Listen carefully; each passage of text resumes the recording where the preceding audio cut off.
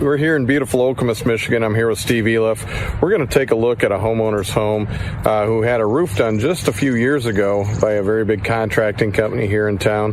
They have a few leaks. They were told by that roofing company that it wasn't their issue. We're going to take a look at what the issues were and how it could have been stopped at the beginning and kind of the processes we use. Okay, one of the areas in the house that has water coming in is down here at the base, right around the area of where a couple walls come together. If you follow this back, I'm not going to remove all this stuff, but if you follow it back, it goes to the outer wall here. So we're going to go up on the roof and take a look at that and see if we can determine where that water is coming from. If you look at the water stain, you can tell it's definitely coming from above. Okay guys, based on what we saw in the basement with the water that was collecting on the floor, Steve is up here and he took a look at the roof. Steve, can you kind of tell us what you see there? This house has 2 layers of roofing on it. So that's either, you can call that a recover. They just leave the existing roof on and they cover right over the top of it. A recover is not so much voodoo outside of flashing situations like this. Behind this wood siding and woven into the shingles on the original roof are flashings. Anything that penetrates the roof requires a flashing. When we come and do a job, we will remove the existing flashings and replace the existing flashings with all brand new flashings. The problem here is that was not done. The original flashings are still here, and the original flashings are channeling the water in behind the siding down here on the bottom, and that's in turn running right straight down the wall and into her basement. This is not a good design to begin with. With this roof, all the roofing that's behind me that you can't see, all discharges right here, which is a bad design to begin with. This is a really sensitive spot and needs to be taken down to the nitty gritty whenever you do a roofing installation on something like this. That was not done here. They simply just put shingles over the top and they walked away. That's all they did. And I think she said this roof's 8 or 10 years old or so. I'm actually surprised. Well, she said it's been leaking since day one, actually, so that makes sense to me. But to repair this, all these shingles will have to come off. We'll have to cut the wood siding back, remove the existing flashings.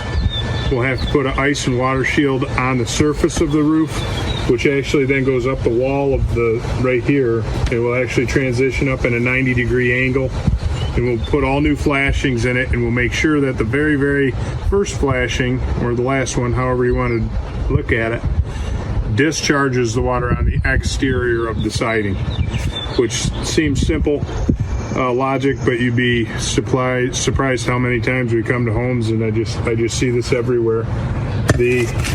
I should be able to see flashings here. There's nothing. There's no flashings in here anywhere. So all the flashing is buried into the first roof. And this was done by one of the biggest roofers in town. It's not surprising. To have a crew come out and slap a roof over this, it looks nice. It's the right color. They're nice shingles, but the devil's in the details. You got to get down to the nitty gritty and change everything, and then you're okay. We're not big proponents of a recover to begin with and going over roofs. Especially in this you're just asking for trouble. This needs to be stripped right down and done correctly. Okay, let's go look at the other parts of the roof and see if we can figure that out. Okay, this is another area in the house in which water has been coming in. The chief complaint has been the water coming across the top of this area and coming down. You can see a water stain actually right there where it's actually been cracked a little bit. It's obviously been cleaned up. It's actually ruined one of the valves that they had inside their house here. Couple things to look at. There's a chimney up there. You can see this is where a couple roofs are coming together. You can see Steve actually going up there to investigate. I'm going to run around front and see what he finds out. All right, guys, now we're going to look at the area where the valance was getting wet that we talked about on the inside of the house. Steve, what do you see up there as the root of the problem? The root of the problem is right in front of me, which you can't see it from down there. there's a large amount of roofing up here that all comes down and it all drains at this point right here. Okay. She told me that the issue she's having is in the winter. She doesn't have a problem in the rain when it rains. The problem is when everything thaws. When you do a recover, there is no ice and water shield installed. You're just putting shingles over the old shingles. This is a glacier in the winter. That's south. You get huge trees over here, so the sun in the winter is lower. As it moves around the house, all this melts down to this point right here. And it's all shaded, and it doesn't get a lot of sunlight. And the ice will just grow and build and build and build and build, and then when it goes to melt, it's got no place to go. And it'll start backing up underneath all this because nothing's ice shielded. There's no flashing work has been done. They just cosmetically threw some shingles over the top of the old shingles, collected a check, and hit the road. Homeowner thinks it's great, thinks it's under warranty. It's not. Yeah. She called them out, and the roofer came out and told her it's not his problem. There's nothing here but roof. Yeah. How can it not be the roofer's problem? I understand. There's no siding up here. There's nothing. Yeah. It's all roofing. This is a roofing problem. I see that on a daily basis. We bid against this every single day. That's why in our proposals it says we remove and replace all the flashings. We don't remove and replace as needed. We remove and replace always. And there's nothing wrong with the material. It's all the way it's installed. So this whole thing needs to be tore out. The whole area needs to be ripped off and redone and done properly. I mean, this is going to cost thousands of dollars. This is a big problem. The third and final area that we're going to look at, if I'm going to show this up here, I was going to see if you could see this. You can see this is in the basement, in front of a chimney. You can see where the plaster's kind of coming apart, paint's coming apart. There's clearly water coming down that chimney. I have a couple suspicions as to what that is.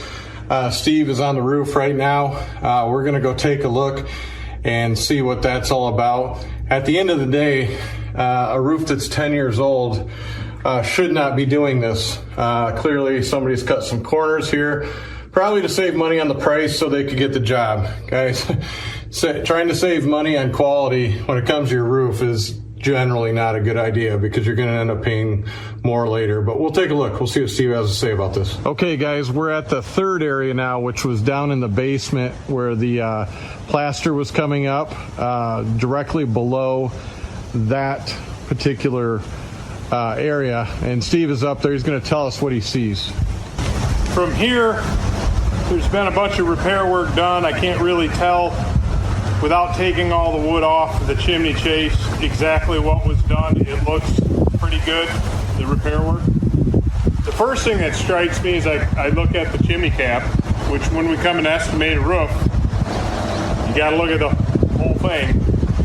This chimney cap right here is galvanized metal. It's original to the house. There's a flue, I don't know if you can see it or not, or a pipe that sticks out of it. The pipe, there's a collar that goes around the pipe. So this chimney cap, the collar are two separate entities.